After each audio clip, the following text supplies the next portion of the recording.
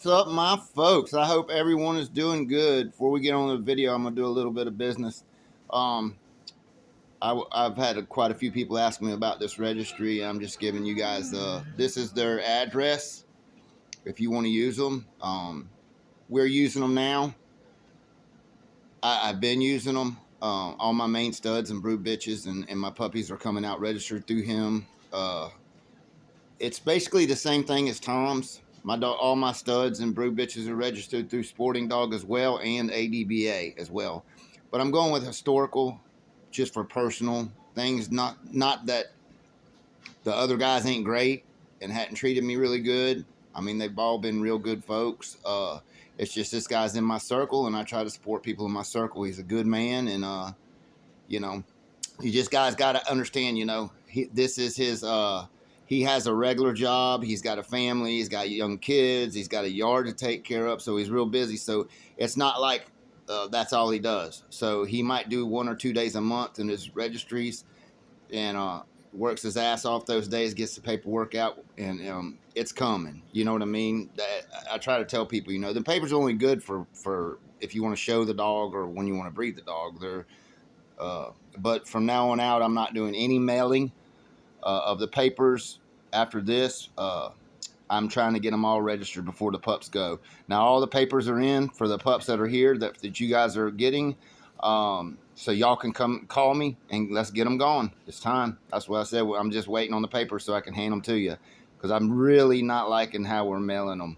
Okay, all you guys this is what the paperwork looks like. They're good looking papers. This is a certificate. Got a nice little thingy majig there. Uh, just a real good, nice, heavy, thick, nice piece of paper. Uh, which all the registers use nice stuff. It's just like I said, it's the same database as SDR. I believe they kind of mingle together on their papers.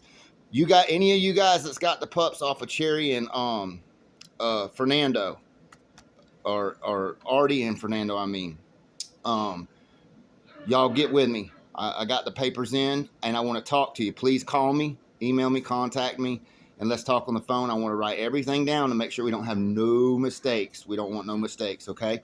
So, you guys that's got those pups, give me a call. I know I got to send about 3 more out, and I want to make sure I have all the information correct so we're not losing shit in the mail again. But yeah, that's what the paperwork looks like, and his pedigrees look pretty good. They're standard.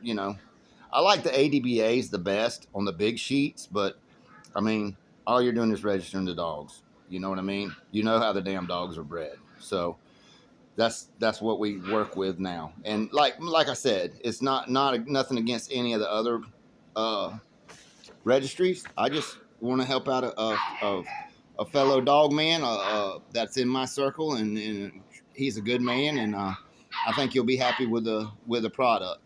And like I said, you can. It's basically, if you don't want to use him, you can take this paperwork, go to the Sporting Dog. If you'd rather use something else, you got to let me know ahead, so I'll single register you a pup, like if you wanted to use ADBA or whatever. But anyway, that's the deal on that.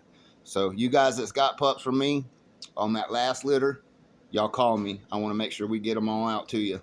That's what I've been doing all morning.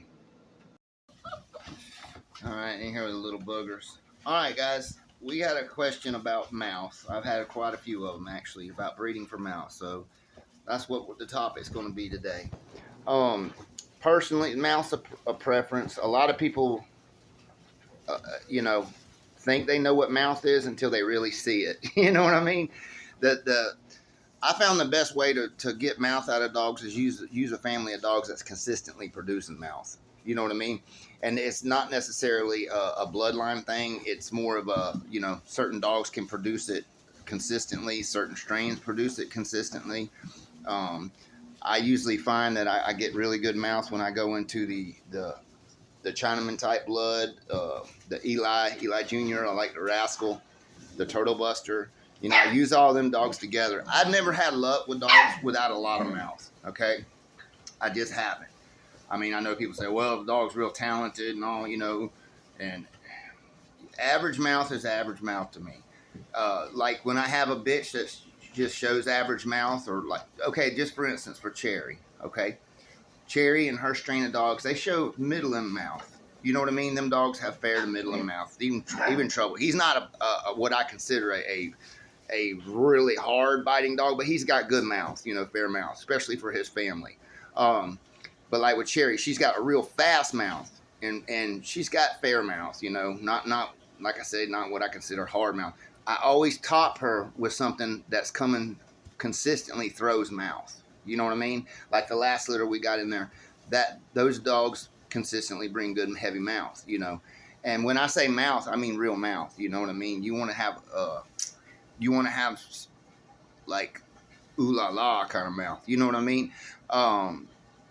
It like I said, we're breeding dogs that have to be able to punish something considerably larger than themselves. Okay, it's something that their hide's tough. What we're after, the hide's a lot tougher than a dog.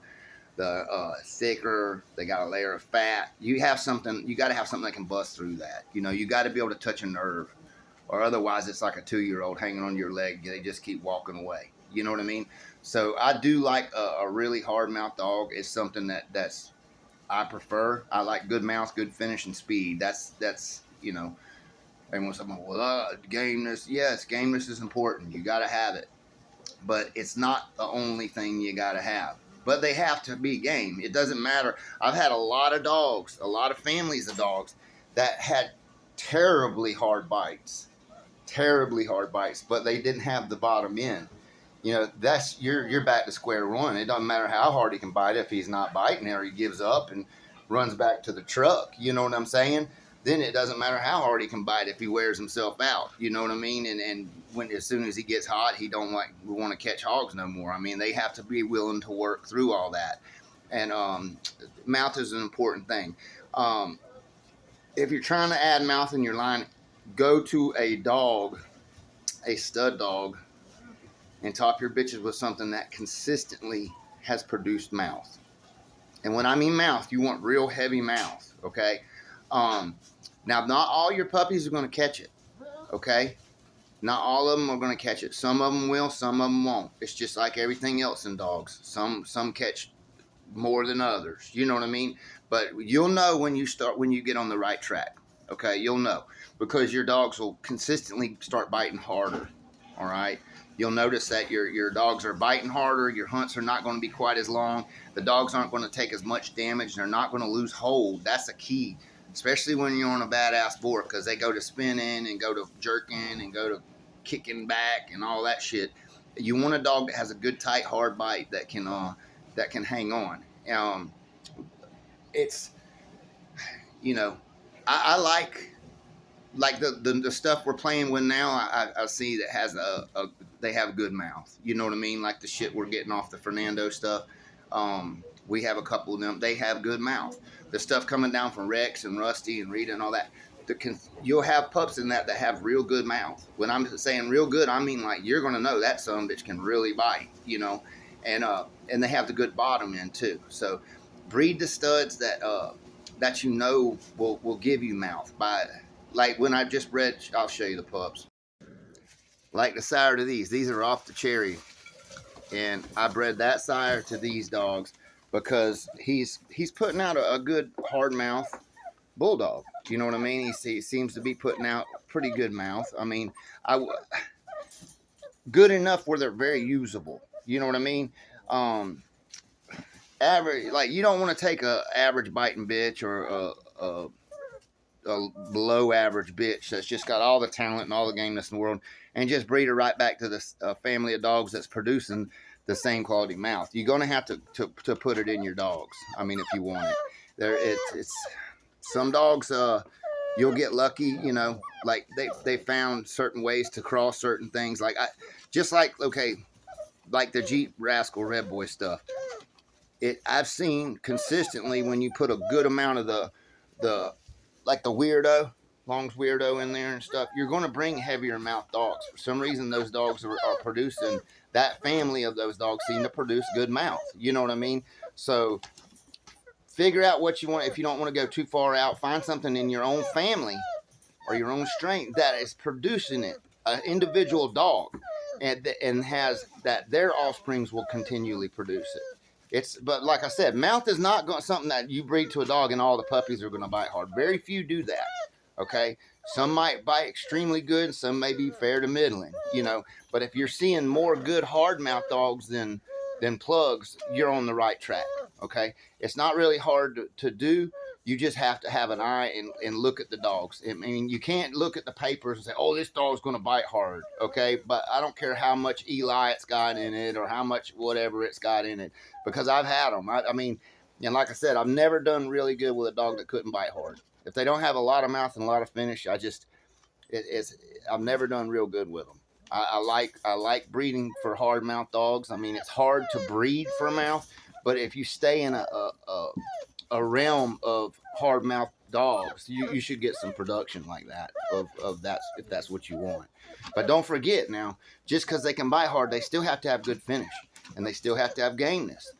Like I went on down that road before, you know, I've had a lot of really hard mouth Reno Aggie stuff. The Reno Aggie Elmo 2 dogs, they were biting like, whoo, they would bite good now. They were all 8s and 9s and mouth, but you know, their bottom end on mine. I'm not talking shit about nobody's dogs, the ones that I had, they just didn't have the bottom end that was needed. And it's harder to put bottom end in a dog that ain't got it than it is to put mouth in a line. It's definitely harder to put gameness. Once gameness is gone out of a family of dogs, that shit is hard to get back. So stay on that track. Keep your dogs game, but you can add to it and do certain things, and you're going to get, you know, you'll get what you want. I mean, it might take you a couple tries, but you'll figure it out. Just don't give up. Anyway, folks, y'all have a great day. Y'all stay dry. And that's another thing I want to throw in here on this video, man. I know we're getting a lot of rain now after this cold weather, and it's nasty and muddy. You guys keep your dog houses dry, man. That's what they look for. They come in to look, and even if you got to go out there 2-3 times a day, dump water, put fresh water, because that's what they're looking for. They're looking for, pull that bedding out. You can pull that bedding out that's in the doghouse and lay it on where they're running at on the end, and kind of help dry them up, keep mud off their feet, and then put a lot of fresh bedding in them boxes when it's raining like this. Because if the people ever come and they're laying in a wet box, man, that dog's gone. You ain't gonna get him back. So get off the couch, get your ass out there, take you some bedding and dry them up. All right, guys, y'all take care. Y'all stay safe, and y'all keep on bulldogging.